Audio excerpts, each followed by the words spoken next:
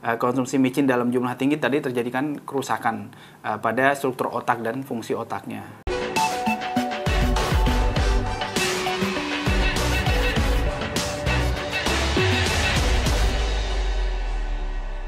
Mitos versus fakta memberi kebenaran yang nyata.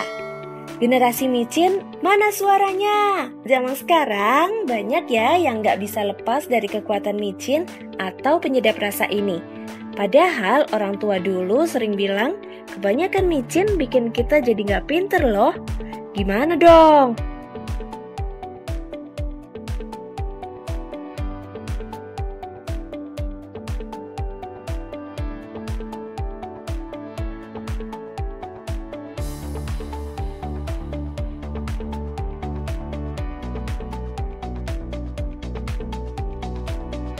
Gak jarang kita menyebut micin sebagai bagian dari keajaiban bahan masakan, karena kandungan di dalamnya akan menimbulkan rasa yang umami. Atau rasa keenam, yaitu gurih yang teramat sangat nikmat ketika menyentuh lidah. Tapi, gimana jadinya kalau ternyata benar ada hubungannya micin dengan kecerdasan ya? Tanya ahlinya langsung yuk. Pada penelitian itu dikhawatirkan, terutama kalau pada anak tikus itu, bayi yang tikus ketika masih dalam kandungan itu ketika diberikan konsumsi micin dalam jumlah tinggi tadi terjadikan kerusakan pada struktur otak dan fungsi otaknya, dan juga gangguan perilaku pada tikus jika dikonsumsi dalam jumlah tinggi.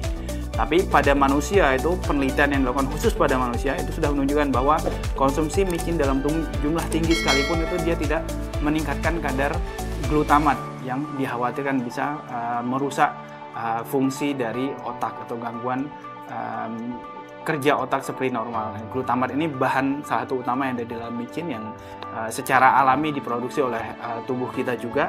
Tapi dia kalau kita makan dari jumlah tinggi dari luar seperti micin tadi monosodium glutamat, dia tidak akan meningkatkan jumlahnya dalam jumlah drastis. Kalaupun dikonsumsi dalam jumlah sangat tinggi sekali, itu penelitian juga sudah menunjukkan bahwa dia tidak bisa menembus batas antara pembuluh darah dengan jaringan otak gitu. Jadi tidak akan bisa melebar atau merembes ke dalam jaringan otak sehingga menimbulkan kerusakan yang tidak dikhawatirkan. Jadi itu sama sekali tidak terbukti.